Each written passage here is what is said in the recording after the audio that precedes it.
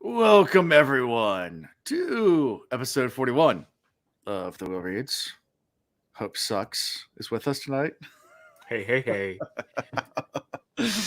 it's your name. For anyone watching this later, just to let you know, of course, we have a shorter intro and shorter intro music due to stupid copyright crap. So I own that song. It's the intro for the actual podcast music, and I bought it. So I got the receipts on that one. So come at me, whoever you are on YouTube. Um, the other music I used was royalty free music. At least I thought it was until I started getting copyright strikes. Got him. Oh But man. yeah, whatever. It is what it is. So quick Yeah. announcements. 5 days left, guys. JordanCon tickets are closed for 5 days. If you want to go to JordanCon, I feel like I'm selling for them. I just want my friends to be there. So if you want to come hang out with me and Alando and Will and the Will Reads team, all of us, 5 days, buy some There you tickets. go. If you don't get tickets, you can still come to the hotel and hang out. I know it's a kind of expensive. True. You just can't go at the con, but there'll be plenty of stuff outside of the con, like in the A lobby. fun time will be had by all. It will be. It will be Right. fun. There They you also go. released the schedule, which looks like a lot of fun. There's a lot of cool stuff. There's a couple of Pythos. There's a couple of cool panels. It looks like for Cosmere, which probably Alando and Will might be able to get a few of them, but most of them no. But there's Yeah. I think Alando was surprised just by how much non-Jordan stuff there is. So Yes. I guess I have to preface this. JordanCon's not a solely Wheel of Time con. People think that because it's JordanCon, it's in memory of him or as a legacy. I guess it started before he died, but it's a legacy thing, and it's a completely fantasy sci-fi con. So And I love it. it goes into there's a writer's block of panels. There's Cosmere stuff. There's Wheel of Time stuff. There's also just sci-fi stuff. There's lots of other things going on, like crafting and games and all sorts of fun stuff. So it's not just Wheel of Time. I probably people think that, but there is a Cosmere track and a Wheel of Time track. So definitely big on those two books, our book series. But lots of other stuff too. So Look, there's a thing with Klingons. I was like, okay. yeah, they have a lot of sci-fi stuff. Yeah, they've had a couple years ago they had an Expanse panel about the Expanse, the TV show. It was really good. Yeah. I went to that one, but they've had stuff like for video games. They've had stuff for all sorts of. I think they did House of Dragon last year. They did some stuff on that. I mean, obviously it is very Wheel of Time heavy, being JordanCon, but it's there's lots of other fantasy stuff to do there too. I mean, plenty, huge dealer room with just like tons of cool stuff to buy. Like if you want to get your cool like fantasy like role playing stuff, or just want to buy books or like really cool like artwork that people like crafts that people make and sell there. Dueling Swords, canes. I bought my dueling cane from there last year. Of course you did. Of course you did. Yeah, so all sorts of fun stuff you can buy there. And if you want to buy stuff, and then lots of cool stuff just to do. Yeah. A lot of stuff happens in the lobby. That's not necessarily part of the con. Like the con kind of spreads out, and people do stuff in the lobby as well. There'll be content creators like making shows in the lobby. There'll be people hanging out there, going out for dinner, all sorts of things. So yeah, fun times. Go. So if you want to go, it's the third weekend of August or something like 16th, 17th, or 17th, 18th, 19th, something like that. You mean April, not August, right? Yeah, April. Sorry, what month is it? Is it March? It's March. Yeah, so we're like a little over 1 month away. We're getting there. We'll get there. We'll be there. What's going on? Oh yeah, so that's all I got really for announcements. I'll try not to cough too much tonight. I got this I know I've been coughing a lot in the recent podcasts. It's like it's that time of year, and like the kids are just throwing around stuff. I'm not sick. Oh shoot! Yeah. But like my wife's been sick, my kids have been sick. I still have a lingering cough every now and then, just because sick. Yeah, everyone's sick. It's that time of year, man. I worked in the school division for 8 years, and same situation, man. It's like at this time of year, I was always the lingering cough that I couldn't get rid of, a little phlegmy thing, and yeah, man. Yeah. And my wife and I went to like a thing with our church all weekend long, like a conference thing, and it was a ton of people in a small room, and I feel like I gonna get sick from that just because we get a ton of people in small confinement. It's just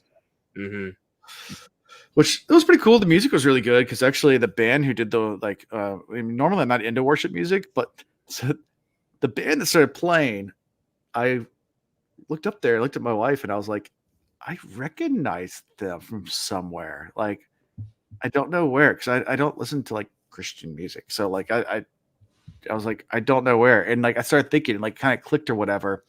There's like this jam band, almost like mountain music, kind of like Monsters of Men, that I got really big fan of called Last Bison a while back. And it's not necessarily like Christian music. They're signed by Universal. They have a record deal, that kind of stuff. Like they're a lot bigger. And like my wife and I have seen them in concert. And like I looked it up. I was like, oh, they're all members of that band. Like, I was like, yeah, that's kind of cool. So, when I played, I was like semi. Mm-hmm. No, I was amateur. I was going to say semi-professional. I was never even close to that when it came to playing trumpet. But I used to get hired all the time to play as a horn for Christian music. Yeah. Especially, Easter. I was making money hand over fist. Yeah. Because it was like, hey, we need a horn player. I was like, I got you covered. Yeah. I would go. It's like a 2-hour stint, whatever. And it's like, to me, like the simplest music ever. Mm-hmm. Oh, and, go in, do your stint, take your cash and run. So yeah, I mean, I used to be a drummer way back in the day. I used to play in bars and shows, and I mean, never big, but just would play in a band, the local bars, get paid to do it. But yeah, whenever like a church finds out that I can drum, they're like, "Oh, you should be our drummer," and I'm like, "I don't do it anymore." But then like I look at the sheet music and look at I was like, "It's all for the floor, like super easy. Like there's nothing like I'm like I could there's do nothing it. challenging. Oh no, nothing challenging at all. It's like this would be the easiest drumming in the entire world. But no, I don't want to do it. I sold my drum set, but 15 years ago now, and I haven't looked back. So I picked up the sticks. Where are you keeping your drum set at? Like 15 years ago? I think you said you still have your drum set. No, I sold it. Like, you sold it. Okay, I was going to say. I was like, man, that's not. I mean, drums. I mean, I have a gym bag. How much space a drum set? I have a gym bag, like a hand drum over there. But but I mean, a full drum kit. I got a piano right here. Serious space. Yeah, no, I used to have one. I used to have a really like tons of. Yeah, I once you get into it, like you start just buying tons of stuff. I had the cymbals at the wazoo and all the. Oh yeah, man! You get all the cymbals, hi hats, all that stuff. You get the toms, and you start getting the snares, but it can really take up some serious. Dude, I went with a band once and recorded in a studio one time and used a studio kit.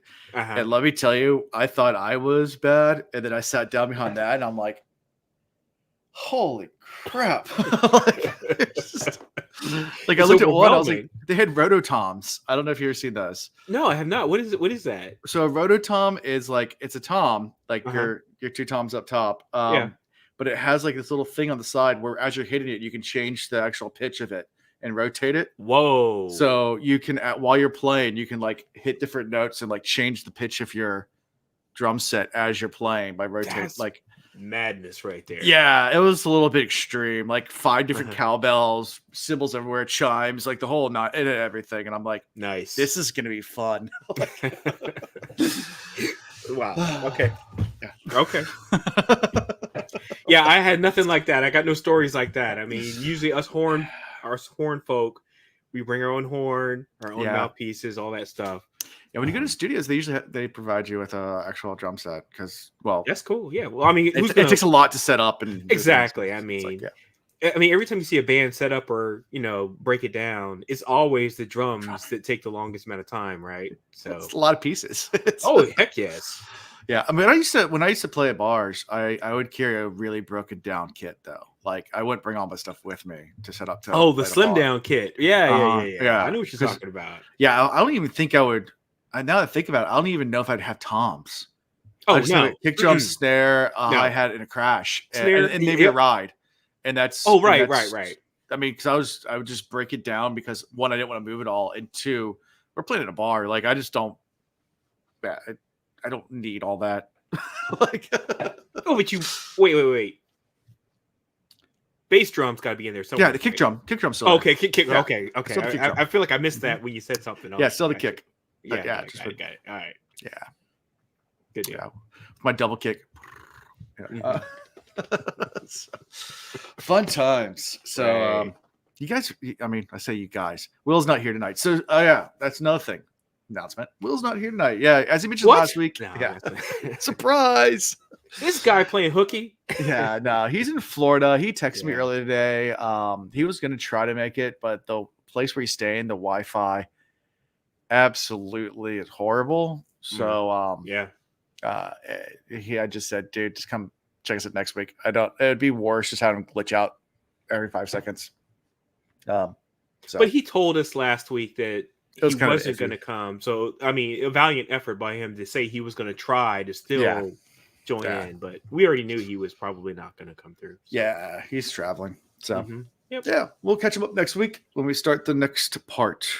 But we got some stuff to talk about tonight, so I'm still excited. Okay. I want to hear your thoughts. Let's get right into chapter 39. Let's do it. So, this epigraph.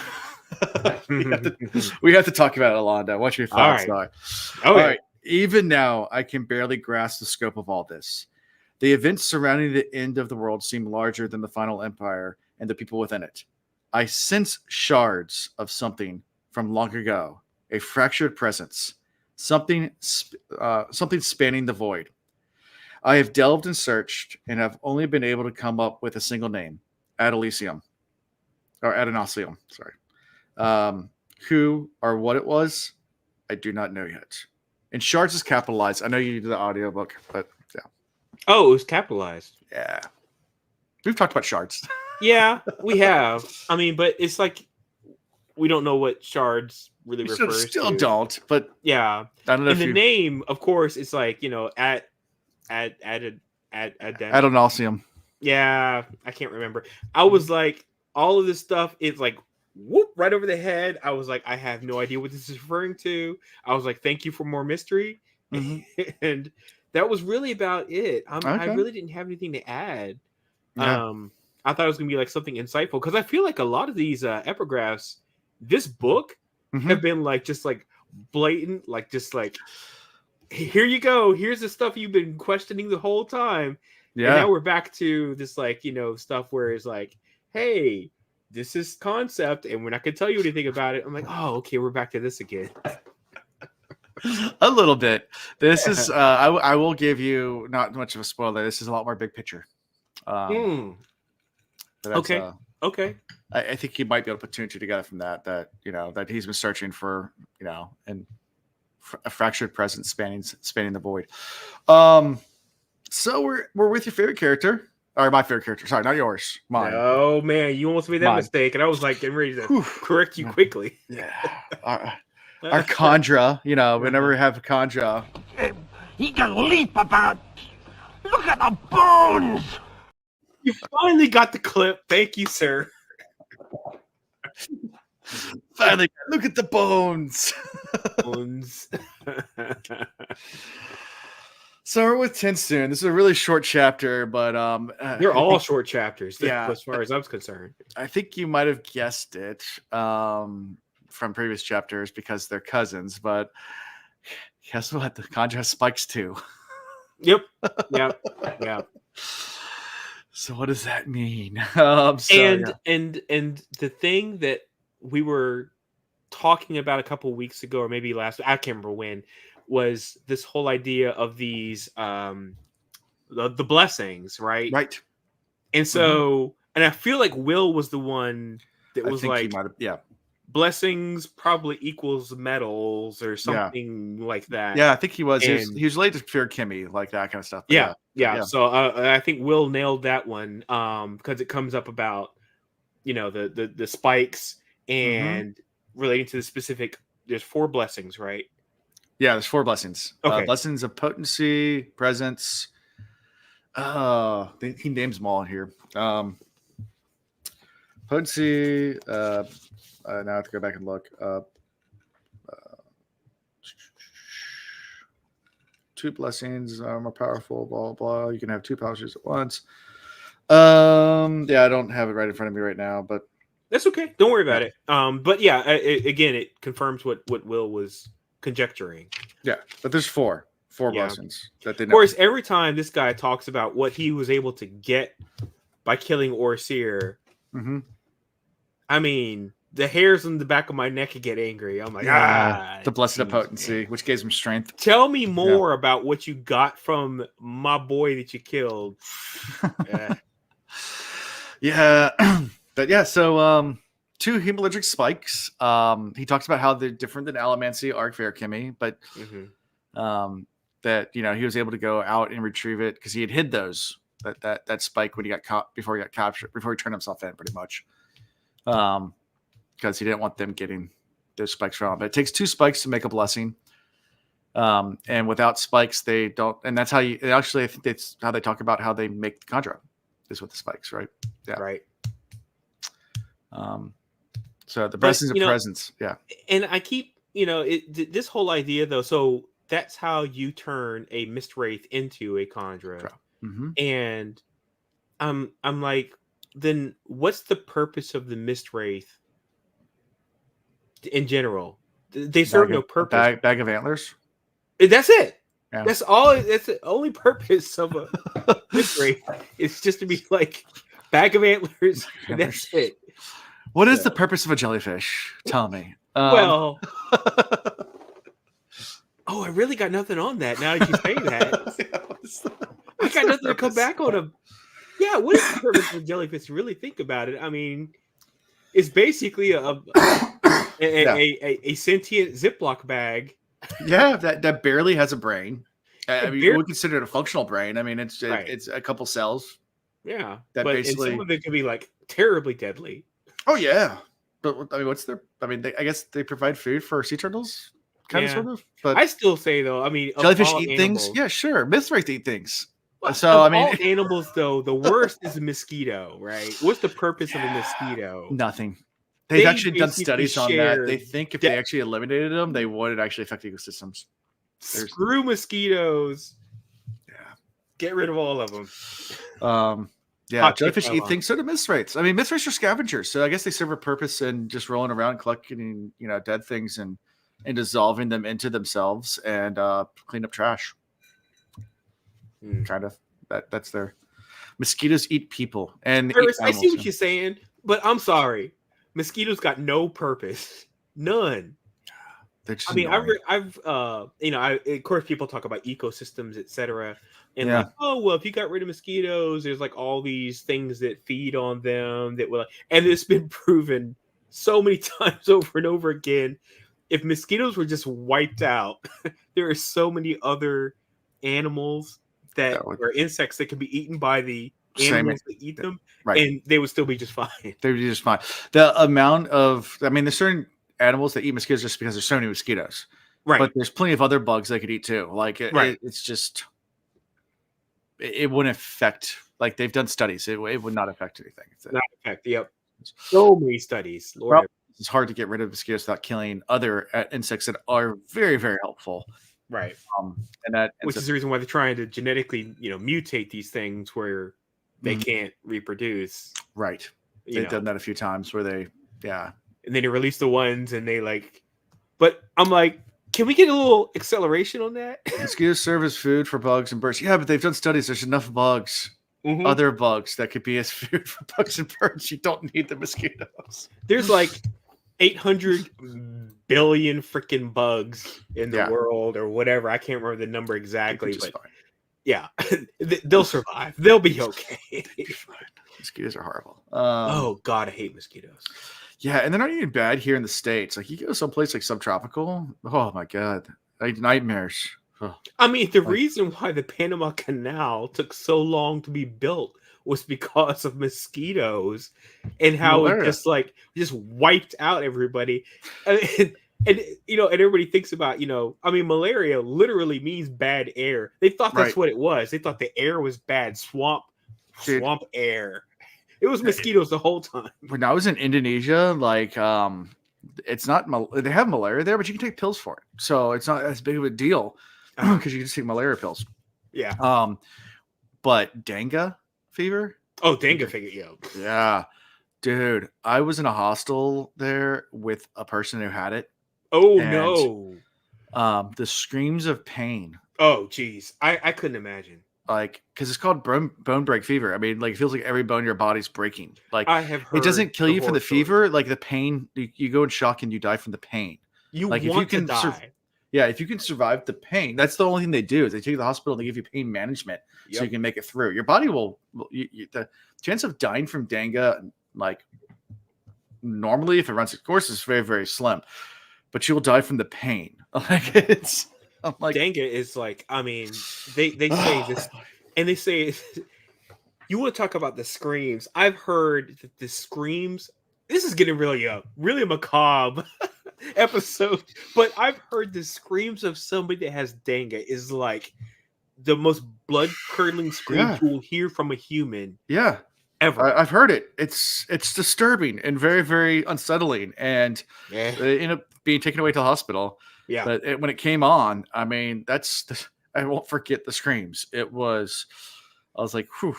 And there's no pills you can take for that. They just basically pump you full of morphine unless you run its course. Right. That's what they do. So Yep. for dengue, and it's like and that's mosquito as well. Yep, exactly. Oh, another thing mosquitoes are thankfully around for is passing on dengue fever. Okay. Thank you, mosquitoes. Thank you, mosquitoes. You guys rock. Yep. Yeah. Anyways, so yeah, we learn about how they're made, and then Tensoon's just basically out in the open, like, well, I guess I'll go seek mother. Right, because he was talking about how he's like, he talked a little bit about like how I can't remember what he said. He talked about what like stuff that the Lord Ruler would do, and since Lord Ruler's not around, guess I gotta go see mom. Yeah, or then obviously, I can't remember exact what he said. It says the first contract was explicit. When Ruin returned, the contract were to seek out the father to serve him. There you go. Unfortunately, the father was dead. The first contract didn't take that possibility into consideration. So, unable to go to the father, Tensoon did the next best thing. He went looking for Finn. There you go. Thank you. Oh, I found the 4 different ones. It's the okay. Presence, potency, stability, and awareness are the blessings. Got it. Okay. Very good. The blessing of presence is what makes them Contra. So that gives them giving them great power for Contra. Presence gives you great power. Doesn't really go into much of that. Potency. The other two, one was awareness. Mm-hmm. Was it awareness and stability, which is like mentally fortitude or whatever. But yeah, got it. So cool. But yeah, so that's right in this chapter. Literally, it's like a page long. Very short chapter. Just a brief, like, I'm out. Let's talk about how Conjurer are made. Let's talk about the fact that they're spiked, and move on. So right. Any thoughts before we move to chapter 40? We're back with Vin. All right, chapter 40. The epigraph says, originally, we assumed that the Koloss was a combination of 2 people in one. That was wrong. The Koloss are not a melding of 2 people, but 5. As evidenced by 4 spikes needed to make them. Not 5 bodies, of course, but 5 souls. Each pair of spikes that the Conjurer would call the blessing of potency. However, each spike also distorts the Koloss body a little more, making it increasingly inhuman. Such is the cost of hemalurgy. Okay. Again, I'm like, I feel like we were like on this whole like path of like. Well, if 4 spikes makes you immune, like inhuman, like Inquisitor has how many spikes? They're just like covered in spikes. So Koloss. Anyway, this whole thing. Koloss went from one of the things where it's like, okay, they're just these mindless beasts, to like, there's a whole lot more going on with these guys than we ever thought. Now, what I do like is it's all coming into the fold. So it's like all of it is like coming together finally, right? Where you like realize, okay, there's not that much difference between, Inquisitors, Koloss, Kandra. They're all like kind of all in the same. thing, you know, yeah. So that part's great. But the thing I'm still trying to figure out is why? Why the need for this differentiation, right? I mean, if they all have different purposes now. Sure. You know, in this moment now. But why were the is it 4 things? Kandra, Koloss, Inquisitors. I feel like there's a 4th. I mean, there's different people that are spiked, and we'll get to someone else gets spiked in a couple of chapters. But right. So, but I feel like there's like, you know, it's like, well, why the need to create these different like offshoots of the same concept? And that part is still got me very intrigued. Yeah. So, as Zul says, the body horror of a Koloss is not something I'm looking forward to in live action of this part. Oh no, Zul, me and you. I feel you. I don't want to see it. There's always another spike. I mean, secret. Nice. I love it. I love it. Yeah, but like Zul, I don't want to see it. I'm like, I don't want to see that body horror. I mean, really, just save that for your like, you know, late night, like, you know, Saw 5 viewings or something. But no, I don't want to. It's just Buffalo Bill from Silence of the Lambs with a face on him, like. But you know, and the thing is though, you know, weirdly enough, and I saw a video about this the other day. I didn't realize how many people didn't realize that when he puts on the wig, that's somebody's scalp. Mm-hmm. I thought that was obvious. I didn't realize how many people didn't know. From Silence of the Lambs, yeah. Because it's like literally you could see like the edge of her skin. Yeah. And I was like, it was the most grotesque thing to see. Anyway. Yeah.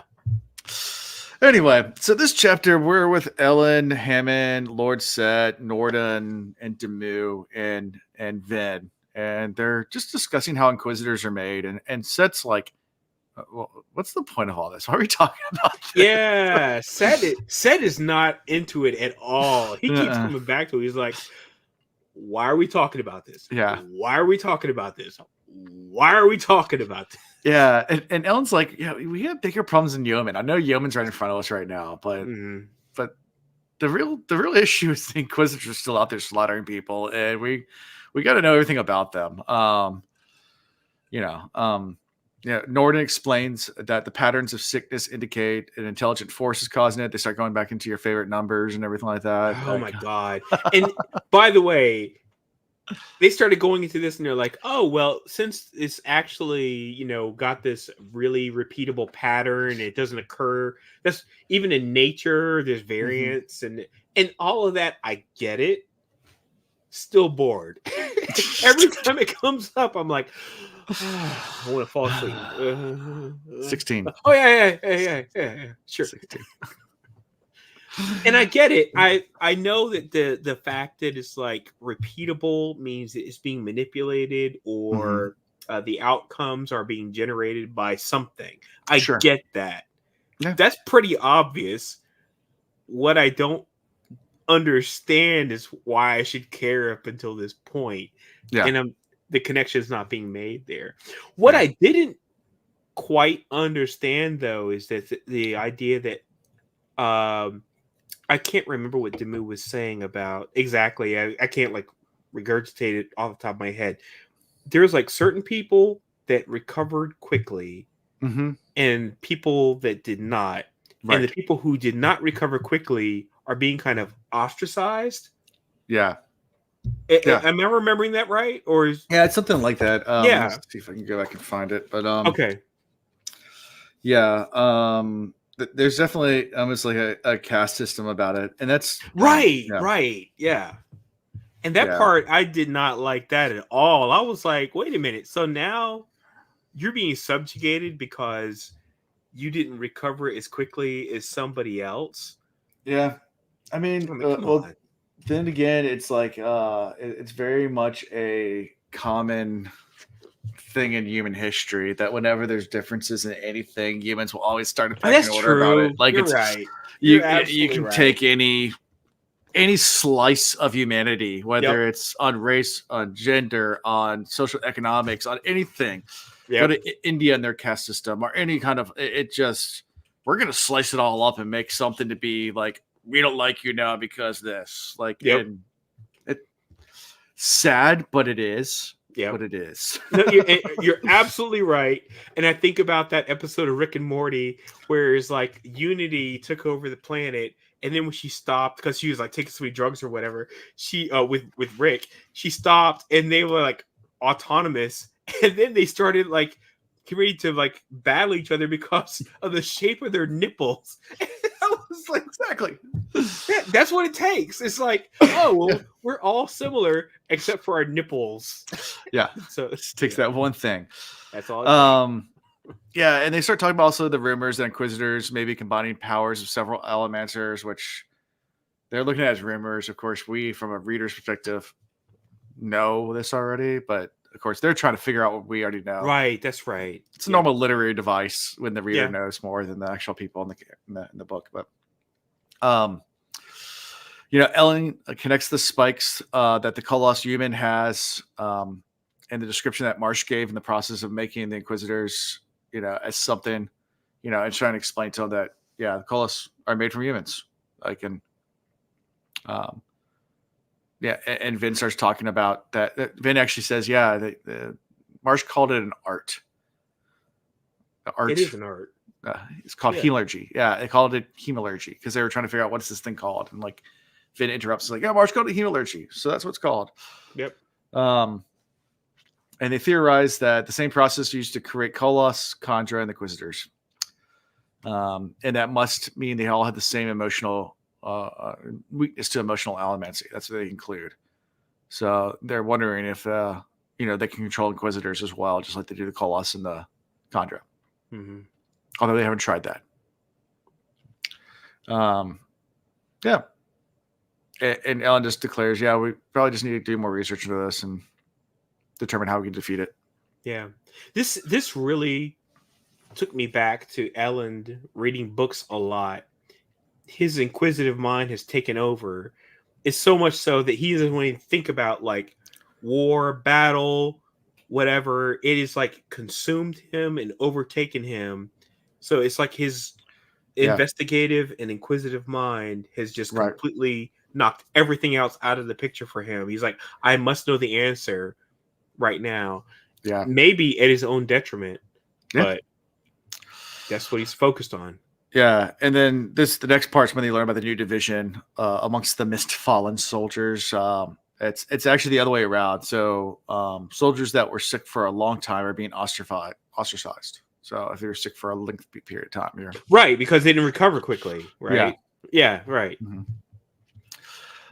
The new guy Conrad shows up to bring news from Luthadel. Says, things aren't good there. There's riots everywhere. They pillaged the food stores.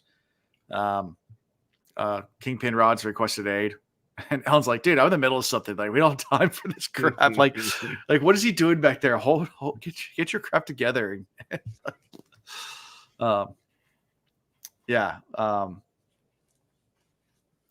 basically says that I don't know if we can afford to send anybody down there. And Vin realizes that maybe if they'll accelerate things in Fadrix because they're running out of options. And this is where she turns to the Mist and pleads, for them to help them, like she did with the Lord Ruler and the Mystic Doors. Right. Is this a chapter where she's like really thinking a lot about how the Mists helped her against the Lord Ruler, and then right now she feels like the Mists have turned against her, or they're not. They're avoiding her, moving away from her rather than. And it seems like, this is theory time. Mm-hmm. Is that when Ruin was, I'm going to use the term trapped or whatever, that the Mists would help her because the Mists were guided by preservation. But now that Ruin is out, the Mists are being guided by it. And so they're not going to support her the same way. Right. That's all I got. But she has some really good questions about that. It's like, why why was it like kind of talking to her in a positive, helpful way, and now it's like shunned her? Because I mean, the mist swirled around her. You know, when she killed the Lord Ruler, didn't it swirl around her? And, it helped her. Yeah, swirled around her and gave her extra strength. Yeah, right. So anyway, interesting. Do you think there might be a reason for it? That's all I got. Is that maybe it's because Ruin is out of the Pandora's box and is able to, I don't know, cause a bunch of issues generally. That's all I had. Yeah. Well, that's how we end this chapter. So, anything else before we move to 41? Nope, that's it. All right. 41. Hemalurgic spikes change people physically depending on which powers are granted and where the spike is placed and how many spikes someone has. Inquisitors, for instance, are changed drastically from the humans they used to be. Their hearts are in different places from those of humans, and their brains rearranged to accommodate the length of the metal spikes that are jabbed through their eyes.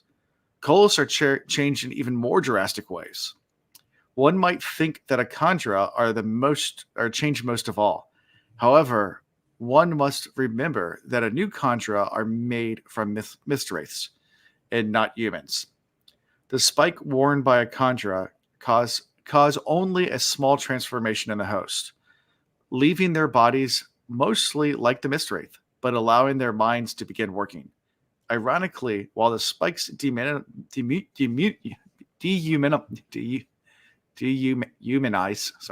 the Koloths, they give a measure of humanity to Kandra. So, just all good information. I mean, all good stuff. No theory time there as much as like, okay, interesting stuff. I mean, and I didn't think about that. It's like they do opposing things. One helps a Mistwraith go from being kind of an amorphous, non-intellectual thing. I mean, they said the spikes hold souls. I mean, so you're stabbing through, right. So you're giving a Mistwraith human souls. So it's allows them to have more sentient, or not necessarily sentient, because I guess Mithrates are sentient, but more. What's the word I'm looking for? Autonomy. I was thinking autonomy too. That's the word I was thinking of as well. So yep. So we're in Sazen's point of view. Sage is here. He's studying the evolution of the Church of the Survivor, and about whether a new survivor will play a role in toppling the citizen and thinking about the survivor of the flames. He's accompanied by Breeze and Ariane to the execution. Survivor of the Flames. A lot of foreshadowing going on there. Okay. Yeah. So that's kind of the opening scene, is him just kind of talking about, how the Church of Survivors evolved so much already in the short time it's been around.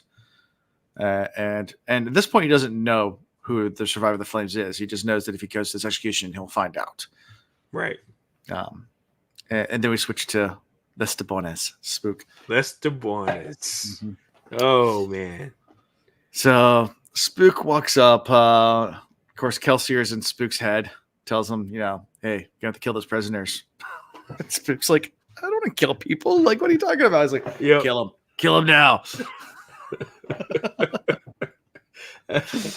And by the way, I'm still, every time it says Kelsier, I always automatically put air quotes around Kelsier. Because I'm not buying it. So that's just how I am right now. We'll see what happens, but okay. Yeah. So Spook finds the secret bolt hole where some of the citizen soldiers were liberating one of the prisoners. So we learn here that they put a way out because the soldiers go in there, and if they're allomantic powers, they save them because they're trying to gather allomancers too. Like, so but they still put on the show of killing everybody. But they're like, if you have allomancy, we kind of want you still. So we're going to secretly sneak you out the back. Now, is this related to last episode we were on? Because I feel like things I could easily be conflating two things unrelated. Yeah. Because it was the revelation last episode where 10 went in, they only found 9 bodies. Right. Count the skulls. Is this related to that? Yes. Yeah. Okay. Just to make sure that I wasn't like, I assumed that's what it was, because I feel like Sanderson does a pretty good job of kind of like setting stuff up. But I was like, am I misremembering that? Okay, but thank you for clarifying. No, Dern tells him pretty much. He can leap about. Look at the bones. Look at the bones. Count the bones, my guy. Count the bones. Yeah. So now that I have that button, it's very appropriate for. Yes. For this whole book. Wear that joint out. Absolutely. That's my new emotional damage. So. But at least it's more appropriate than emotional damage. Emotional damage is appropriate too. There's lots of emotional damage going on. Emotional damage is hilarious, but look at the bones is actually really appropriate to the plot. The bones. Finally. Thank you, Zul. I was mid-drink, so we'll come on, you got me on that one. Yeah. So, anyway, so Spook finds this passageway. Some of the citizens' shoulders where they're liberating one of the prisoners, and he goes and attacks, kills all the soldiers. In the process of doing that, it ends up locking himself in the burning building because there's one guy left and like holding the girl he's trying to save, like captive with the knife, and he's like, "Fine, we're all gonna die then." Like, your move. Yep. Cut to black, and that's it. Yeah. Meanwhile, Kelsier's in his head being like, "It's a bold strategy, Cotton. Let's see if it pays off for him." It's a bold strategy, God. Bold strategy. I hope it works out. Hope it works out for you. Eventually, the guy does relent and lets the person go. I think that Spook kills him anyway, if I remember correctly, or something like that, or leaves him there to burn. Yeah, I think he's just left to burn. The assumption is he'll die. Yeah, and Spook tries testing the doors and realizes that they've enforced it in case it was a pewter arm in there. That's right. I forgot about that. So he tries to go against the door and they can't get out. Right. Yep. So it looks pretty dismal. Yeah, pretty grim. For Spook. And then it switches back to Sazed, Breeze, and Alrion. They're watching the building burn. That's the cut the black scene. So it's like it looks like hopeless, and then it's like it saves a point of view, and I'm like, thanks for that. And they're sitting up there, and the crowd's getting really agitated by this, and Alrion starts to riot the crowd a little bit, and Breeze realizes what Alrion's doing. He's like, no, don't do that. We don't need this right now. You need to calm down. She's like, no, we need this to happen. It's like, and Alrion's like, no, I'm gonna force a riot. I'm gonna get everybody to going, and just trying to get the crowd to rush the remaining guards. That way he can go and try to save Spook, and I think it's at this point. Is it this point? Or is that where we end this? I think we end this chapter. It goes back. Is it ended right here? Oh, okay. Ends it right here, and then we go back to it, I think. Or just says no, it's the same chapter. Sorry. Go back to my notes. Yeah, same chapter. So Spook comes out, and immediately after he comes out, Spade's like, yeah, go right. But he comes out, it's like he bursts out, right? Yeah, he burst out. He kind of falls and then lands superhero landing style. Yeah. Because he used a pewter. Was it pewter? I think he used. Yeah, pewter, and lands gracefully. Yeah. And I'm like, it's a look from. You got to give him that one, right? Come on. Yeah. But yeah, at that point, Breeze is like, yeah, go ahead and riot. I'm going to do it now. Yeah. Then Breeze is like, okay, now. Now. Oh, man. I was laughing the whole time in my head reading, listening to this. I was like, this is good stuff right here. Yeah. Because number one, instantly, clarifies the prophecies about him. He's like, hey, I was the guy you were prophesizing about. He lands. Right. And by the way, nobody knows that he's got these capabilities because he Right. has been away, been put through so much drama, right? Yeah. And then, he's, saving people, trying to like change things or whatever. And then doesn't say he looks a lot older than I remember. Yeah, he does. But it's because he's just been thinking of him as a kid, and now he's like got this presence about him, right? Mhm. And I'm like, yeah, good for you. Good for you, Lester Our Boris. boy grew up. Our boy grew up.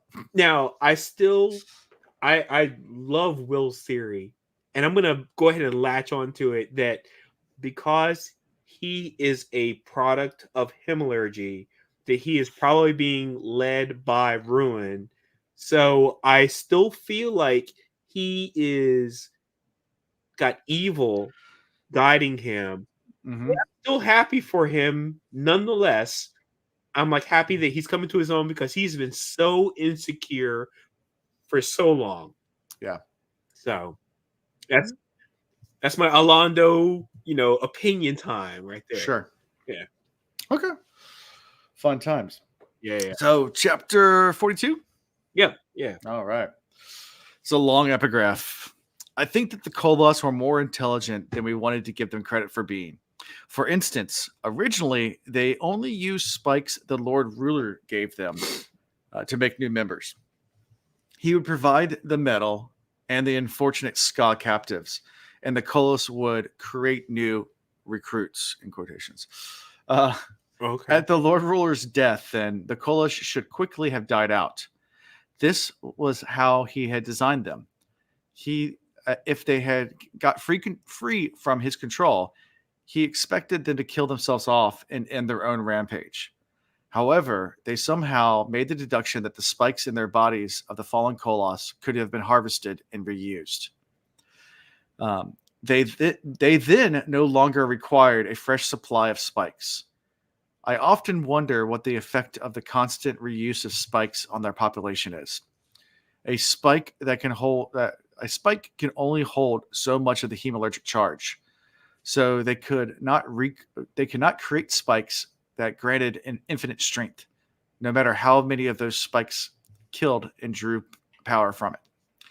However, did the repeated reuse of spikes perhaps bring more humanity to the Koloss they made?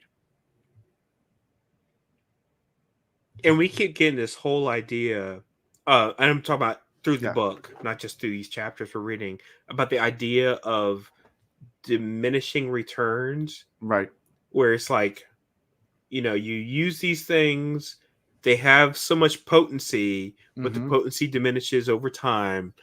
So that's a big deal. But I'm going to tell you right now, this chapter right here, I was so confused by. Okay. I was crazy confused by because I was like, wait, what? Why? What? So I'm just throwing it out there up front. Okay. So, okay. Well, Marsh comes in. Good old Marsh. He's in Good old Luthadel. Marsh. Yes. Sneaks right in. Travels right to Keep Venture. And, he thinks about he's thinking about how he was turned to Inquisitor. Yeah, because he does the flashback thing. He has a he's flashback. Like what happened to him, which, of course, we're all interested in, right? I mean, because it's a pretty traumatic thing. So, yeah. Yeah. Yep. So get all that from this. But, and he's also thinking about this spike he has that is made for one person that he's going for. Good old King Penrod. Yeah. So at some point, he also mentions how he's still following Ruin, but Ruin's not directly controlling him. It's just kind of like he's doing other things. But then as he gets closer, Ruin takes direct control over Marsh's body. And he figures that that's going to happen too. He's like, I had this spike and I don't know where to put it, but I figured that Ruin knows what I'm doing. He's telling me to do this. So sure, when I go to the swing, he'll put the spike where it needs to go. Because this is also where you learn a lot about the art of putting spikes in different places and have lots of effects. And the art of hemalurgy is more where to put the spikes than necessarily just spiking people. Right. Yeah. So, but yeah, so Ruin takes full control. And as he attacks Penrod, of course, the guards come in and it's an interesting thing where like Marsh is like not really even fighting the guards. Like he's holding back because he doesn't want to lose his opportunity to get to Penrod. So he's losing on purpose. So like, and the reason being is he figures if he goes and starts bashing them, like he might actually stab, I guess, one of the guards with a spike or, you know, something like that he has in his hand, and he's trying to be careful. Of course, once he spikes him, that doesn't really matter anymore. But right. They still works pretty quick work with the guards and everything like that. Gets to Penrod, stabs him right in the heart, and then runs away because his job's done. Right. But then he kind of lingers around. He comes back around to watch the surgeons and overhears them talking. You know, they're over Penrod, and they said, yeah, so the surgeons don't realize the spike's actually in his heart. You know, because he's still alive, so they figured that it just missed, but it's also too close to the heart for them to remove it. And Marsh is thinking like, no, it's in his heart. Got it right where he wants it. That's what the spike's supposed to be. And the whole point is all according to Ruin's plan. I mean, if Penrod's spiked, then the idea is that Ruin might be able to control him too. Right, because we now have come to the realization that Hemorrhagy is of Ruin. And so that part I get. I guess it's some of the inner dialogue that happens here. Sure. Is the thing that confused me so much. I was like, is it Marsh breaking away? Is it Marsh trying to be Marsh? Is it Marsh trying It's all Ruin here. Marsh is giving in. He's not even trying to fight it at this point. Okay, because I feel like parts of it, I was like, is that Marsh trying to like break? Because again, think about what we've heard in previous chapters. It's like you could just see he was like trying to, you know, kind of create a separation between himself and Ruin. But now it's like it's him, who's being evil, right? But his plan now is to let Ruin get his guard down by just giving himself to Ruin and keeping a sliver of himself somewhere in the back of his mind. And waiting for Ruin. I mean, a couple of chapters ago, he talked about that's his plan now. He'll just give it all 100%, not try to fight it. Gonna do whatever Ruin says. And then once Ruin lets his guard down, that's when he'll at the opportune moment, he'll be able to hopefully. That's his idea. That's his plan. Okay. Whether it works, who knows? So at this point, no, he's 100% Ruin. Okay. He's being completely controlled. Got it. Okay. So yeah, that's but yeah, so now Penrod has been compromised. So right. That should, which I'm still and the other thing I was like trying to figure out is it's like, why is Penrod so pivotal to Ruin right now? I think more so, I mean, if you can turn the top brass of like your enemy without them knowing that's what's been done, because I guess Ruin's on the assumption that no one there knows the spikes, so they'll just think it's just a wound, so no one will know that he's actually. That's the assumption, I believe. Okay.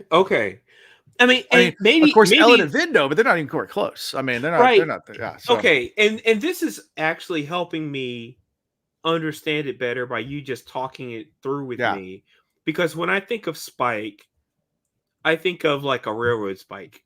You know, like a big thing. Right. The idea of it being hidden or, you know, undiscovered. Right. I can't fathom that in my mind's eye.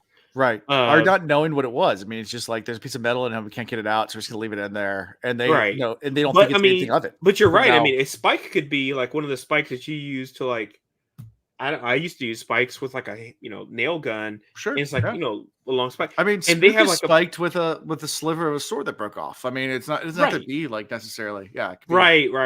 Okay. And so that's the thing that the other thing that was like really just like messing with me as I was like reading this. It's like, I don't get how that's possible that you could be like, oh, I don't know what's there, but I think he's okay. So we're going to go ahead and just patch him up and he'll be fine. Because he's talking at this point. So, I mean, obviously they think it didn't hit his heart because he'd be dead if it hit his heart, but they don't understand hemalurgy. Right. So they don't understand that it's actually a hemalurgic spike, that it's actually been done the right process through Ruin to allow you to live through such a thing. Like, got it. Okay. So I'm glad we're talking this out because Yeah. I again, you can see where my confusion is coming from. Sure. I as I'm listening to this, I was like, this isn't making a sense spike to can me. be a sliver of metal. It can be something the smallest thing in the entire world. It could be something that you would never even think of. Like, I mean, just the tiniest little bit of metal. Like, Got it. Like a metal splinter. But which is why it's more important. It's more Marsh important. was worried about it possibly okay, Right. got it. Because it could be something small in his hand, and just the fact that it could prick somebody. Then that's you would enough. transfer that allergic power to someone else, and not Penrod. And because it would lose its potency, et cetera, the decay of him. Mm-hmm. Yeah, got it. So, got it. Okay, all that stuff. Thank you for helping clarify all that. Thank you. And really, where the spike is placed is and they talk about this too. Like that's right. Controls the not only the powers you get, but how much control Ruin can have. There's how much he has. There's a lot to it. yes. Okay, got it. Yeah, okay. The first spikes we saw were railroad spikes and the Inquisitor Eyes through the heads. So it's easy to make the assumption that they're all these. Yes, thank you, Zool. Yeah. Thank you. But that's me and you, Zool. You got me today. I swear, I feel like you're like on my wavelength right now. That's exactly what I was thinking of because all I can imagine is big spikes, a giant spike going in. Yeah. And so the idea of a spike being anything different than that to me is like, how could you not know? Anyway, got it. Okay, spikes could be really small. Sure, it could be like a little tack, like a little thumb tack going in. I mean, it could be that small. I mean, literally. Right. Yeah, got it. Ruin what? I don't know if the size of the spike controls the amount of influence. I think it's more important like where it is, based on what is said in that epigraph or chapter earlier. Yeah, I mean, it talks about there's like 200 spots, like possible places to spike someone, and like it goes through all that. Yeah. Okay. Yeah. So anyway, thank you. Yeah. All right. And that's it. Penrod spiked, and they're gonna leave it in there. So because they don't know any better. Yep. So, I mean, if you can slowly start to spike all of Elend's allies, your opposition's allies, it's good point. Yeah. So it's not really about Penrod being pivotal. It's about if you could take them out one after another, one at a time. Yeah, then all your allies, everyone that you're trusting on, right, sharing information with, now has a direct connection too. Right. And the way to do it is like what's happening with Lester Bornes, possibly, where it's like they think they're being guided by somebody who has the best, reasons for guiding you because they have the ulterior, so not ulterior, but altruistic, purposes. And now you're thinking, oh, I'm following them and their, guidance and whatever. And now maybe it's just realize it's like an evil person. Oh, it's like Zane with the God in his head, like the person that perfect example. Yeah, he thought it was God talking to him, and he listened to it because he thought it was God. And he thought it made him think that he was special and holy and that kind of stuff. And all that good stuff. Yeah. Caltrops. Oh, nice, Pythos. I read your comment there. Himmler to Caltrops. Really controls your feet now. And now you are Usain Bolt. I love it. It's the what is it? The healer spikes are pretty much just like cordyceps fungi, like with it goes into ants and just controls your body at that point. Oh my gosh. Yeah, which is based on that whole those spores that people get, that the animals get. Our first exposure to that was planet Earth, and then it's like the ants would just shun them out of the colony, and they would just be like up on a tree, and all of a sudden a spike just comes out their head. Yep. Yeah. There's a whole entire breed. They're mostly insects, but it takes complete control of the body and everything. Yeah. Pretty crazy. It's a fungus. A fungus among us. 44 or 43. Sorry. Yeah. All right. For all that it disgusts me, I cannot help but be impressed by hemalurgy art as an art. In Allomancy and Feruchemy, a skill and subtlety come through the application of one's power. The best Allomancer might not be the most powerful, but instead is the one who can best manipulate the pushes and pulls of the metals. The best Feruchemist is the one who is most capable of sorting through all the information that copper mines and has the best way to manipulate the weight of their iron. The art that is unique in hemalurgy, however, is the knowledge of where to place the spikes. That's the art of hemalurgy. The art of hemalurgy, yes. It's pretty much just acupuncture. If you know where to put the pin in, it gets the pain away, according to the Chinese acupuncturist. Yeah. It's just acupuncture. That's all it is. Now I'm just thinking of Hellraiser. Just all the spikes. Oh, Pinhead. Pinhead. Yeah. Yeah. Yeah. Great horror movie. Anyway, so we're back with Ellen and Vin. They're being followed by a mysterious Mistborn. But they ignore it and they travel to the ball anyway because it's time to go to a ball. Yep. And they have their plan. It's all laid out. There will be this whole distraction, this cat and mouse game. This is like the Mission Impossible or 007. This is James Bond type. We're going to the party and we're going to have this whole elaborate spy plan where we're going to separate, cause distractions, get to where we need to get to, and figure everything out. Right. Because that works, right? Every time. It works in the movie, man. Time. It works in the movie. I'm going to say it right now. I feel like this is the worst contrived plan I think I've ever. This is like terrible. I'm like, what the heck are you? What? Go ahead, keep going. Yeah. So they get to the ball. They split up. And basically, Vin tells Ellen beforehand, like, hey, if shit goes down, get the hell out of there. Like, it's you need to get out. Don't stick around, and shit might go down. Like, right.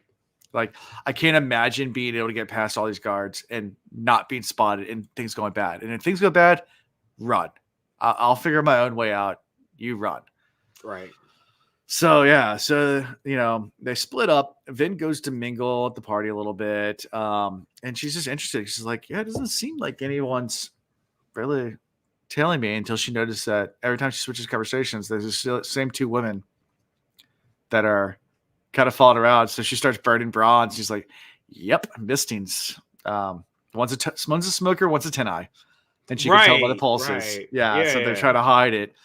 And they're just staying close enough to hear everything. And we see her boy Slow Swift just over there in like the Slow Swift, the worst name ever. Yes. It's not the Tolkien, all right. I get it. What would we call him a couple chapters ago? Hot Cold or something like that? Left, right. Oh, I forgot. Left, right. What do we call left, him? right. We call him Left, right. Do we call him Left, right? Okay, good. Left, right. All right. Yeah, so she sees sees Left, right at the party. Left, right. There he is. And she knows that the other people are around, so she's like, can't talk to you right now. Hope you're having a great day. And she walks away, like takes a couple steps and like notices they start to follow along too. And then she immediately turns around, like sprints back to him. I was like, oh yeah, I forgot. Hey, by the way, get two guys to meet me on the patio in like 5 minutes. All right. Nice seeing you. Yeah. I'm just tell so-and-so a hello. And this is totally be executed off the cuff. They have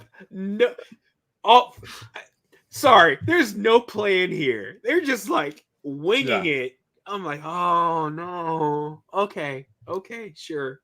Yeah. Do your thing. Yep. All right. Yeah. So, she stands on the patio and just kind of looks out the mist and just kind of looks like she's in daze, and she's just waiting for Ellen's prearranged distraction to kick off. Mm-hmm. And when it finally happens, there's a big commotion inside, and everyone on the patio runs inside, except for, of course, the men that are there because Slow Swift told them to go there, and the two ladies that have been tailing, and they don't go back either. So as soon as everyone leaves the patio, Vince is like, let's go, bitches. Like just flies across the patio and just attacks them. Yeah, she just like goes like full bore. It's like fuck all pretenses. I don't care who sees this situation. She goes full John Wick and just Oh, kill yeah. my dog. Yep. We're taking you out. And knocks them out real fast. And uses a brass push on them. Darrell and brass push.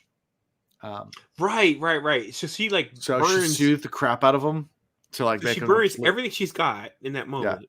Right. Yeah, all the Yeah. brass. Yeah. Yep. Because she wants to soothe the crap out of them and like make them like basically emotionally numb. And then knocks them out. The two other guys come over like, I don't know what we signed up for. It's like, hey, listen, I don't care, but here's the deal: either you leave or you get these bodies, go hide them. If they wake up, knock them out again. I'm in a hurry. Figure it out. I'm out. Right.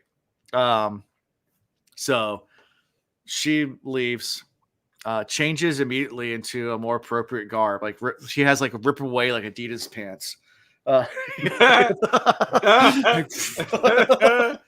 know what I'm talking about from the 90s. Talking about the basketball, them rip joints. The rip away Adidas pants, man. I used The to buttons have on the some too. I used to have some too, man. I used to The rip ball a aways. little bit. No, yeah, I would wear those things and the what do you call? They weren't called rip offs. What those? I don't know what they wore, but they had all the button like little snaps on the side. And you just like Oh rip them my off. gosh! They come And off. by the way, it's a cool effect when you do that. Yeah. But then buttoning them all up, it's so annoying. It's like Yeah. snap. We used snap, to, I mean, snap, snap, as kids, we used them all the time for swim meets. Because yeah. like you never wanted to walk with a block in your little like Speedo. So like you walk out with your rip away pants and then you get up and like rip away real fast and get on the block to Yep. tearaways. Tearaways, yeah. Is that tearaways? Thank you. Yes. The tearaway pants. Oh yeah, I had some. Shoot, I was sporting my little tearaways too. I thought it was badass. I was like, look at me and my tearaways. Yeah. Yoink! They need to make more tearaway clothing. That's great stuff. No, we don't. No, we don't. We need to bring it back. Because if people do wear them, it's people you don't want to see them tearing away them clothings. You just like, no, leave it on, please. No. At least our chat remembers the tearaways. All right, we're not that old. Again, it's gonna be somebody wearing tearaways, and they're gonna tear away that pant or outfit. And I'll be like, no, please put it back on. I don't want to see. Please, no. Yeah. Too much flesh, please. Yes, thank you. So anyway, so she changes to appropriate garb. Yes, more for subterfuge, mm-hmm. and sneaks into the building to go find the cash. Meanwhile, then we switch back to Ellen, and Ellen is challenging Yeoman to a duel. I don't get any of this. Why he is like going to this whole thing about I'm going to switch strategies. Now I'm going to overtly attack you. Wait, real fast. Tree, those are facts. I'll close your tearaway if you try hard enough. Oh, yeah. If you got arm strength enough, I mean, hell, I could probably tear it. I mean, this is a fundraiser shirt. I'm not going to tear it. A button-down shirt is definitely a tearaway. If as long as you don't mind never being able to wear it again, absolutely. All of it's a tearaway, right? Could be worse. Cole also wearing tearaway skin. Oh, come on. Oh, God. I didn't need that visual. I'm good. So back to the duel. I challenge you to a duel. I challenge you to a duel. Yes. This whole scene, I'm like, I don't get why. I mean, at this point in time, right? So, Vin's already attacking. She's out here, making moves, whatever. And then Ellen is like, Ellen's in there saying, hello, my name is Ellen Venture. You killed my father. Prepare to die. Yeah, he's posturing.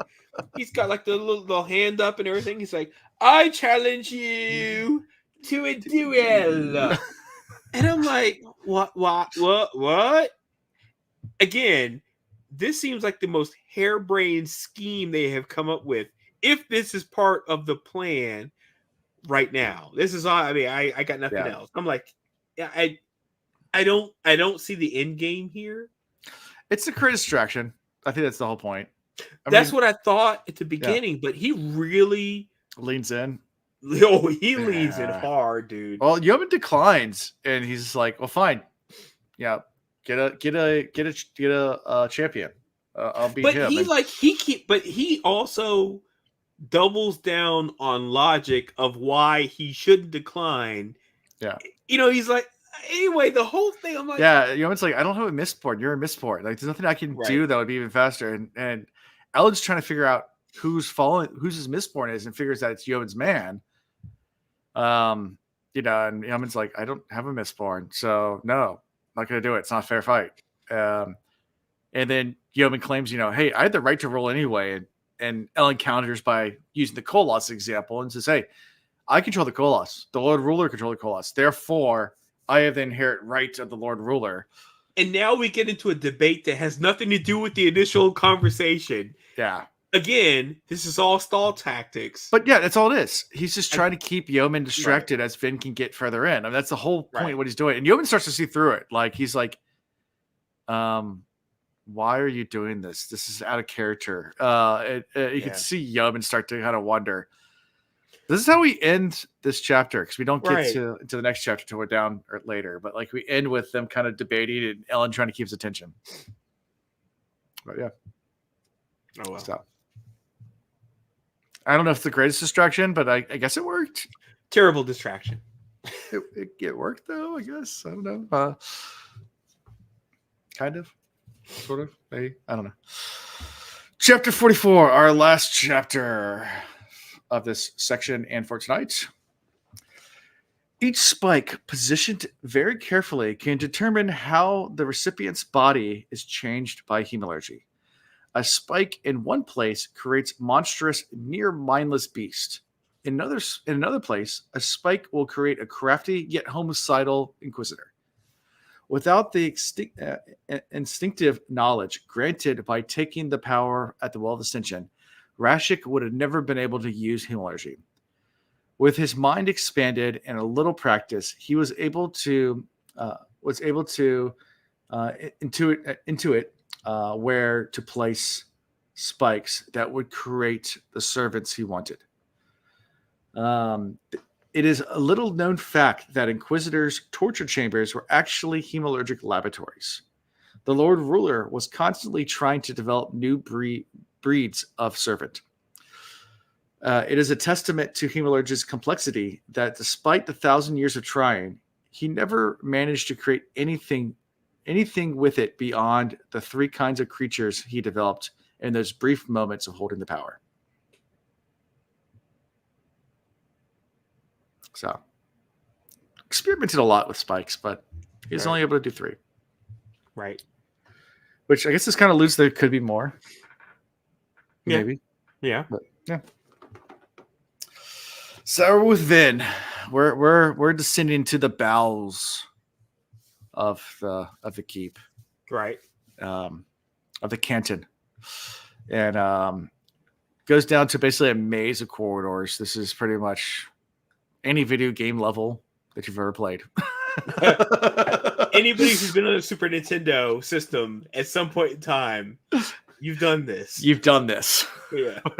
Going down the corridors and there's guards on either side. You got to figure out how to distract them and goof on, sneak around. It's Splinter Cell. We're playing Splinter Cell right now. That's what we're doing. That's a series that I've never played a single game of. I've watched videos of it. Mm-hmm. Do they still make those games? I don't know if they do or not, but Splinter Cell was all that.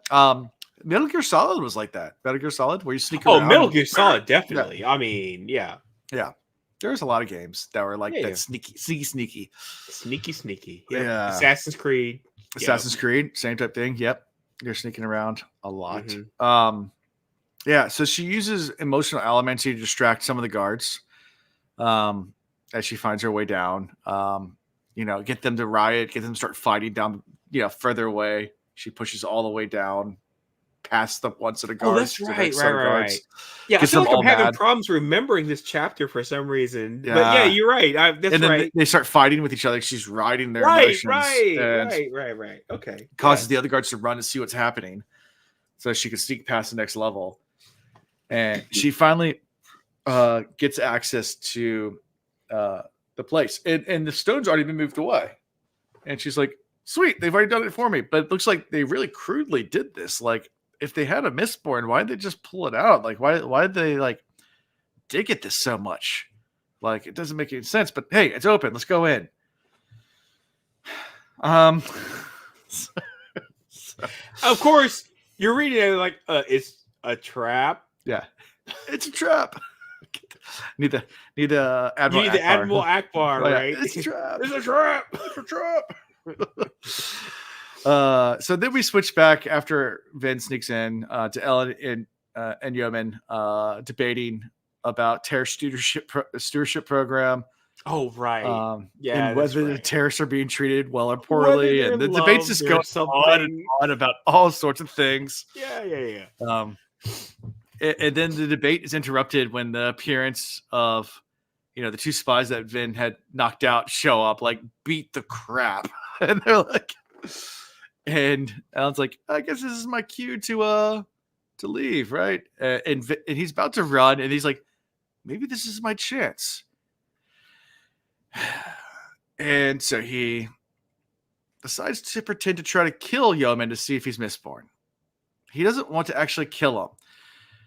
And he probably could have just killed him right here because he had the element of surprise. But Ellen here has a more conscious, I guess. I don't know. I mean, he jumps up, chokes the guy. He's about to die. And he's not fighting back at all. There's nothing elementic about him at all coming out. Like, all right, I'm not going to kill him. I let go. And immediately Yeoman's like, stab. This is the weirdest freaking fight I think I've ever read in my life. I mean, what the hell? So he goes up. He's like, chokey, or whatever. Yeah. And he's like, oh, he's not doing anything. Let him go. Stabby. Yeah. What? What just happened here? What did I just witness? Oh, he was trying to see if he was an Elementor, a Mistborn. I get it. And he wasn't. So he was like, okay. Think about if you were like sitting in the room and watched this go down. You saw somebody jump at somebody. Ah! Yeah. Oh, you're not doing anything. Stabby. Yeah. What? Yeah. What? And he starts to try to counter, but realizes every time he tries to counter, Yeoman's moving out of the way. And he's like, shit, he's burning Atium. So Ellen burns Electrum, which then confuses Yeoman because that's what it does. And he realizes Yeoman's burning Atium at that point. And it's like, shit. Ellen thinks Yeoman has to be Mistborn because he's burning Atium and withdraws. But he's surprised also that Yeoman doesn't follow. He kind of just flies out. He's wounded at this point. Thinks about going back for Vin, but he's like, there's no way at this point. So he just goes back to camp to wait for her. Right, because didn't Vin earlier say, yeah, leave. Yeah, if anything goes down. I'm on my own. Like, do not come back for me. Right. Yep. Mm-hmm. So he goes back and he's sitting there just waiting for hours. So what do you think about this? Do you think Yeoman is a Mistborn, or do you think it's something else? I feel like something else is going on here. Okay. I don't know what it is exactly, enough to put my finger on it, but something else weird is going on. Sure. I don't know. I've got no real theory on this one yet. Cool. So interesting. But a couple of hours go by. A note comes from Yeoman saying, "Hey, we got her. Got him." Yeah. That's right. And Ellen's like, "Shit." Pretty much like, "Yeah, we got her." So, your move. Yeah. What you gonna do? We switch back to Vin.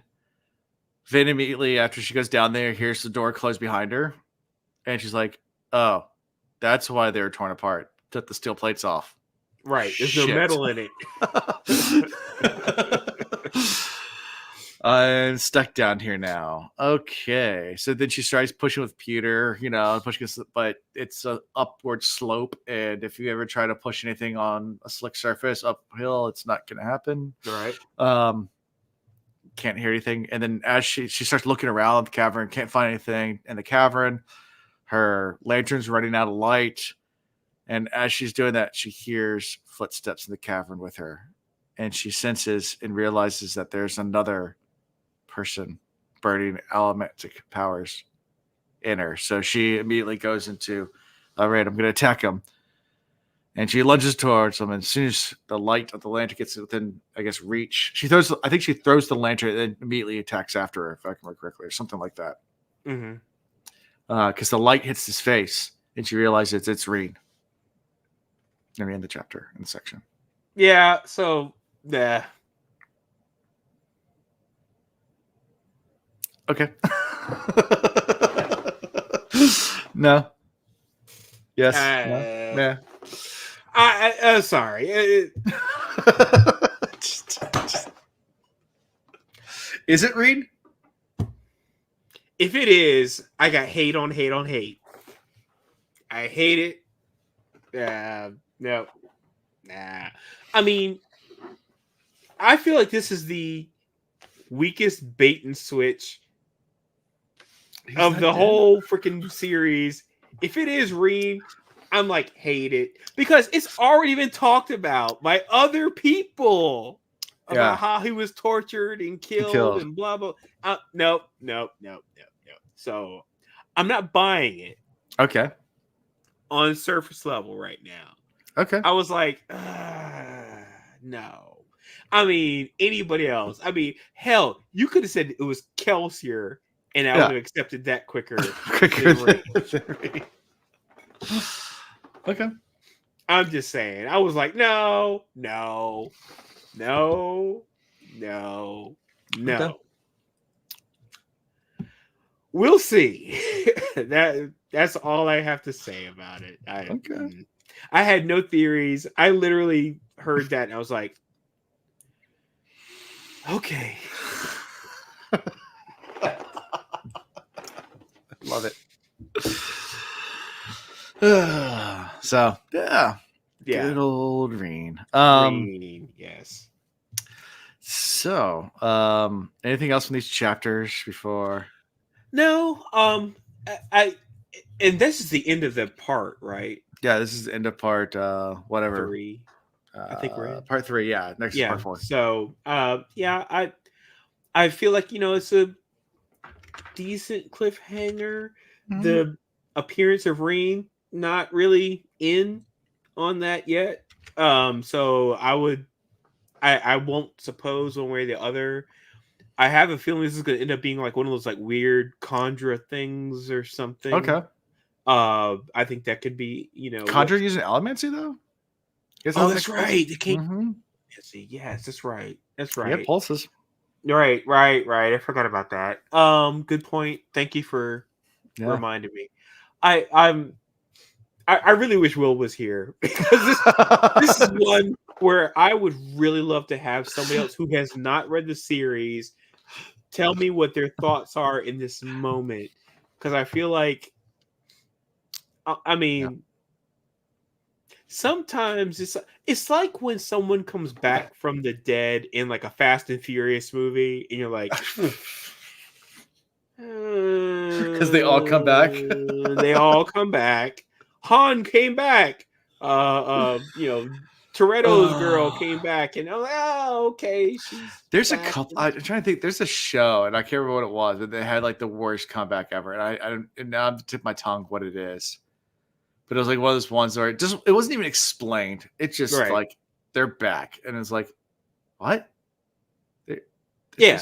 See, dead. Like that's what I'm talking about. So I kind of feel like, if they had not, up until like halfway through book 2, Vin was convinced he was gone, and then I cannot remember who had the conversation about him being tortured. The Inquisitors told her. Right. Thank you. That was book 1. Yeah. Okay, so I just remember the Inquisitors talked about the fact that they had tortured him, killed him, etc. That he never gave her up. And never gave her up. Thank you.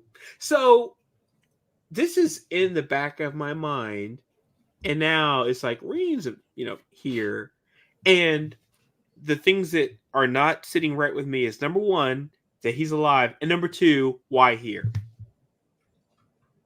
Of all places, why here in this Super Nintendo dungeon that she's been trapped in, right? Yeah. They somehow Emperor Reed came back. There you go. Her. The Emperor from Star Wars. That's what I was thinking. That's the best. Yeah. That's somehow Palpatine Emperor is back. Palpatine came back. Now he was cloned and blah blah blah blah blah. But yes, that's how I feel about reactor. Right but now. somehow he came back. So I know it was supposed to be like this like jaw drop moment, but for me it was like a kitten fart. I was like, okay, sure, yeah, okay. So I need to see more, hear more. We'll see what happens. Okay. Cool. Otherwise, like the chapters. Yeah. Some of it was a little confusing to me, but thank you. Talking it out helped a lot. Helped a lot. Especially when it came to like the Himmlergy. It was like they went a lot into like where the spikes were, and then all of y'all helping me realize that spike does not necessarily mean giant railroad spike. Yeah. Like long, like spike, like going. It could be something else, and so that helps me. So I appreciate all of you helping me walk through that mentally. Yep. So favorite character? Oh, good question. I hadn't even put any thought into it this time. I'll go first. You want me to? Yes, please. And thank you. Tearaway Pants. That's my favorite character for Tearaways. Vince Tearaway dress. Vince Tearaway Pants. Bring him back. That's my favorite. Oh my goodness. Okay. I like it. Left, right, like Slow Swift. Left, right. That might be your favorite. I do like the fact he came back. I'm still waiting to hear more about what his purpose is. I feel like he's being mentioned for reasons. A real answer. I'll give it to Breeze just because I found it hilarious him talking to Arya and looking over that building burning and being like, "Don't do it. Don't do it. Shit. Yeah. Right. Now." That was a great scene. No, that was a great scene. Breeze comes through with like the levity and hilarity at the same time. I love that guy for that. GMN Breeze. Yeah. So, if you choose Breeze, I could choose. I could go. Do I want to? Yeah, I'll go with what's her name? Alarian. Yeah, I'll go with her because she was the one kind of getting people in a little fervor and. Yeah. And the thing is, though, she's no pushover. I love the fact she's no pushover. Nope. She is her own woman, and she's like, let me do my thing. And that's exactly what is necessary to keep up with a guy like Breeze. Sure. So, like her. So, she's my lady. Yep. Yeah. So, we will start part 4 next week. We will have guests on next week. Cool. Great. Yeah, we'll have some people, not sure how many or who, but some people from the Cosmere Connections podcast. Okay. Some of them are going to come on to join us for our next chapters. We're covering 5 chapters, so 45, what was it, 45, 46, 45, 46, 47, 48, 49, yeah. Through 49. Start part 4, Beautiful Destroyer. That's the name of part 4. Okay. What was the name of part 3? Part 3 was scroll up. The Broken Skies. Again, at some point in time, I would like to go back and see if we could break down why the parts were called what they were. So maybe we can just like reserve that for the last part of this book. Yeah. But I would love to just understand why it was called that. Because even that Broken Skies, I don't know what the meaning is right now, because the skies are always broken in the context of the world they're in. So yeah, lots of ash mounts, lots of volcanoes going crazy. But yeah, I don't know. I don't know. But yeah, so Beautiful Destroyer. We'll start that. Do 5 chapters. Okay. We'll have guests. Cool. It'll be fun. We'll be back. We'll get his thoughts on all this and maybe some theories as well before we get going. And hopefully we'll have our friends from the Cosmere Connection help us muscle through these some decent revelations during these next 5. So like I said, you're not going to get the standard Lance, you're not getting everything till the end, but decent stuff happening here. So, right. Okay. Maybe some good theory time. We'll see. But yeah. So yeah. How we can be found is at thecosmereads.com. It's our wonderful website with all sorts of cool things like links. Yeah, links are cool. You can click on them. Take social media, Discord, Patreon. If you're so inclined to support us, we'd love you to be a patron of ours. We have merchandise as well. So feel free to get some Scotstank. Get the swaggiest of Scotstank that you want. We'll create some more designs too and get some more stuff in there at some point. I'm not going to start saying when or what yet because I haven't even thought that far, but we need to do something. But yeah, go support us that way. Like, subscribe, do all those fun things. Make sure you smash the like button on this YouTube video if you're watching on YouTube. If you're listening on podcast, if they allow you to like it, write reviews, do whatever you want. Feel free to do that as well. I do enjoy when people write reviews. I've realized I used a program to kind of farm all the reviews, and I've realized through the Will Reads that it doesn't always catch everything. So, oh no, I do say I read them, but I don't apparently, because I thought I was, but apparently only every 5th one I actually read. So write more reviews, and maybe I'll see them. And then there you go. Trigger the algorithm, please. Yeah, trigger the algorithm so it actually sends me a notification email and lets me read them. Otherwise, I don't know you're writing reviews. It can be like the Will Reads where we get companies now writing reviews about their Viagra pills on to try to get on say realizing it's on our web. Yeah, you get people that write fake reviews and give 5 stars because they realize that some of these websites will automatically put the review on the website. Our website does that. So it automatically, if there's a 5-star review, it'll put it on the website so people can read reviews on the website. So they're these Viagra companies will put their inappropriate product and get 5 stars. Oh no! Your website as a review. What? Which I think is hilarious. It is hilarious. I mean, in one aspect, but yeah, that's crazy though. I mean, one day I would like a Bag of Antlers T-shirt. Yes, we'll need to make a bag of antlers. We'll need to make something like that. That'd be fun. I kind of want to draw that one myself. Literally. Make a bag of antlers that has tearaway pants. No. You don't mix metaphors, my guy. No, not on the shirt. Just make tearaway pants that have a Bag of Antler logo on them. I buy into that. That's Alondo approved right there. We're gonna start selling tearaway pants as our merchandise. Oh my gosh, I want to draw a Bag of Antlers. Oh my gosh, I'm so into this idea. Go for it. If you draw a good sign, I'll send it off to our merchandise. I have to. I'm gonna work on this one. All right, go for it. Draw a Bag of Antlers for us. Gotta please. Do it. Gotta send do it to me. So do all those fun things, and that's all I got for this week. So see you guys next time. Thank you for watching the Cosmere Reads. Scotstank fresh. Scotstank fresh.